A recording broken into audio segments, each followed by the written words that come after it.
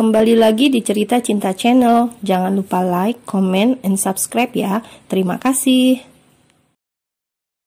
Setelah mengetahui kabar pernikahan Abian dan Alana yang akan diselenggarakan setelah perceraiannya selesai, hari-hari yang dijalani Alena tetaplah sama, yaitu kembali fokus pada kehidupannya bersama sang putra Bian Atmajaya.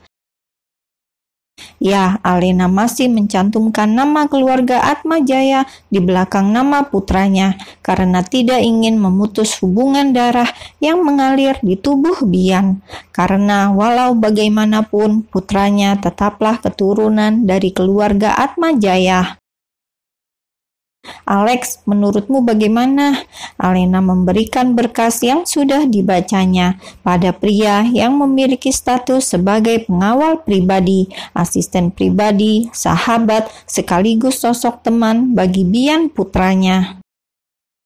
Sepertinya kau tidak punya pilihan lain, kau harus ke Jakarta, ucap Alex setelah membaca berkas tersebut. Karena di dalamnya tertulis bahwa Alena diminta datang secara langsung untuk menandatangani kerjasama dengan pihak Gold, yaitu sebuah perusahaan perhiasan terbesar yang ada di Asia dan Eropa. Jika Alena bisa bekerja sama dengan perusahaan tersebut, maka nama Alena sebagai jewelry designer akan dikenal oleh banyak orang. Jakarta. Alena menghela nafasnya dengan kasar. Hanya dengan menyebut nama kota itu saja sudah membuatnya mengingat pada sosok Abian Atmajaya. Sosok yang entah mengapa sampai detik ini masih bersemayam di dalam hatinya. Padahal sebentar lagi mereka akan bercerai. Kenapa, Alena? Apa kau masih tidak ingin menginjakkan kakimu di sana? Tanya Alex saat melihat Alena melamun. Tidak, hanya saja. Apa kau takut akan bertemu dengan Tuan Abian Atmajaya? Tebak Alex. Alena menggelengkan kepalanya. Aku tidak takut bertemu dengannya. Lagi pula sebentar lagi kami akan segera bercerai. Jadi sudah tidak ada urusan apapun lagi di antara kami. Tapi bagaimana dengan Bian? Aku tidak mungkin membawanya ke Jakarta.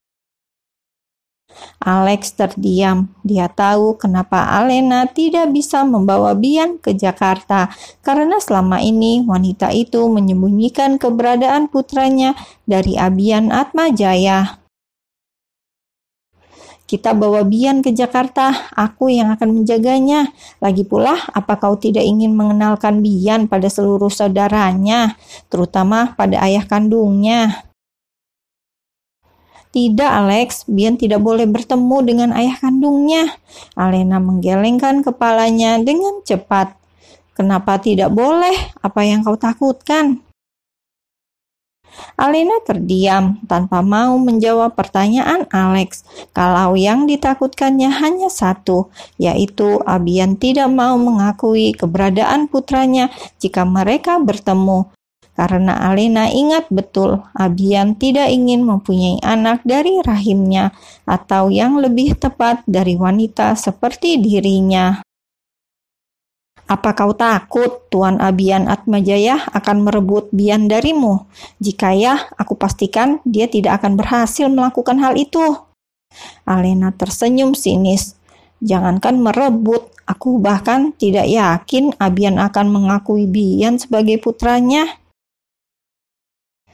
Dia mengakuinya, Alena. Bahkan pria itu mempertaruhkan nyawanya hanya untuk bisa bertemu dengan kalian, ucap Alex, namun hanya dalam hati. Ia tahu betul apa yang terjadi pada Abian Atmajaya dalam 3 tahun belakangan ini. Bagaimana perjuangan pria itu untuk bisa berhasil di tempatnya yang sekarang. Hanya untuk bisa membuktikan pantas mendapatkan maaf dari seluruh keluarga besar Alena. Sungguh konyol bukan? Aku begitu takut Abian menolak keberadaan putraku. "Ya, kau begitu konyol," sahut Alex dengan penuh penekanan di setiap katanya. "Sudah cukup kau bersembunyi dari semua orang hanya karena Abian Atmajaya. Kini saatnya kau memperjuangkan masa depanmu dengan Bian. Kerjasama kali ini akan membuat namamu terkenal, Alena. Lagi pula, cepat atau lambat kau akan kembali ke Jakarta. Karena apa?" Alena menatap pada Alex yang terdiam. "Nona Alana meminta Anda untuk datang di hari pernikahannya." "Apa?" Alena menatap tak percaya dengan apa yang didengarnya. "Kau jangan bercanda, Alex." Alena yakin saudara kembarnya itu tidak akan bersikap kejam seperti itu dengan memintanya datang di hari pernikahan mereka. "Aku tidak bercanda." Alex mengambil sebuah amplop dari saku jasnya lalu memberikannya pada Alena. "Tuan B memberikan surat itu pada saat aku ke Jakarta untuk mengurus perceraianmu. Beliau mengatakan surat itu dari Nona Alana yang meminta secara khusus untuk kau datang di hari pernikahannya." Alena menatap amplop yang ada di tangannya, lalu membukanya dengan perlahan. "Dear Alena, sudah lama sekali rasanya aku tidak bertemu denganmu. 3 tahun kau menghilang tanpa kabar berita. Bahkan aku tidak tahu sama sekali di mana keberadaanmu. Apa kau tahu, Alena? Aku sangat terkejut mengetahui apa yang terjadi di antara kau dan Abian. Apalagi saat mengetahui kalian memutuskan untuk bercerai. Entah apa aku harus merasa sedih atau bahagia mendengar kabar perceraian kalian, tapi satu yang pasti, aku ingin meminta maaf atas semua yang terjadi di antara kita.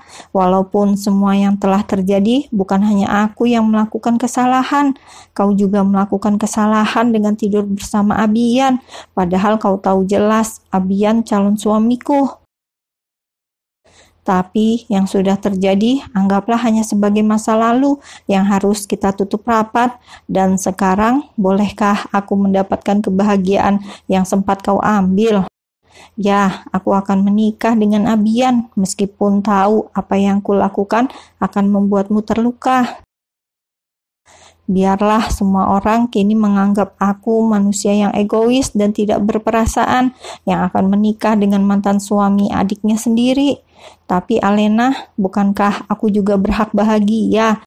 Bahagia bersama orang yang kucintai, dan aku harap kau mau menjadi bagian dari kebahagiaanku dengan hadir di acara pernikahan kami. Alana. Alena menutup surat yang sudah dibacanya dengan tersenyum. "Apa kau tahu kapan Alana dan Abian akan menikah?" tanya Alena. 2 minggu setelah putusan perceraian kalian, tepatnya tanggal 25 bulan ini, dan pernikahan itu akan diselenggarakan secara tertutup, mengingat Tuan Anthony dan Nyonya Daisy yang tidak merestui pernikahan tersebut. Alena tersenyum miris mengetahui pernikahan Alana dan Abian yang tidak direstui kedua orang tuanya, sama seperti dulu saat dirinya menikah dengan Abian yang tidak direstui oleh kedua belah pihak keluarga. Sungguh miris sekali kehidupan yang dijalani Alena dan Alana, bagaikan roda yang berputar. Mereka merasakan apa yang pernah dialami satu dan lainnya, bahkan mereka menikah dengan pria yang sama. "Baiklah, kita akan ke Jakarta," putus Alena pada akhirnya, karena kerjasama dengan pihak Gold berdekatan dengan tanggal pernikahan Alana dan Abian. Ya, Alena memutuskan untuk hadir dalam pernikahan saudara kembar dengan mantan suaminya itu karena ia ingin melihat kebahagiaan di wajah Alana, terutama Abian. Alena tidak bisa membayangkan betapa bahagianya pria itu yang akhirnya bisa bersatu dengan wanita yang sangat dicintainya. "Apa kau yakin?" tanya Alex. Tentu saja, bukankah tadi kau mengatakan sudah cukup bagiku bersembunyi dari semua orang? Lagi pula, sudah tidak ada lagi yang perlu aku takutkan. Abian tidak akan menyakitiku lagi karena dia akan mendapatkan kebahagiaannya. Lagi pula, ada kau di sisiku dan aku percaya kau akan selalu melindungiku dan Bian. Ya, aku akan selalu menjaga kalian, ucap Alex dengan sepenuh hati. Bahkan sampai menyakiti hati seorang wanita demi terus menjaga kau dan Bian. Karena bagiku menjalani sebuah tugas adalah nomor satu. Tidak ada yang lain, apalagi yang berkaitan dengan perasaan. Gumamnya dalam hati, namun tidak terlalu yakin, karena setelah berpisah dengan Kailin yang ia yakini tidak pernah mencintai wanita itu, Alex justru merasa sangat kehilangan sosok Kailin yang membawa warna tersendiri di dalam hidupnya.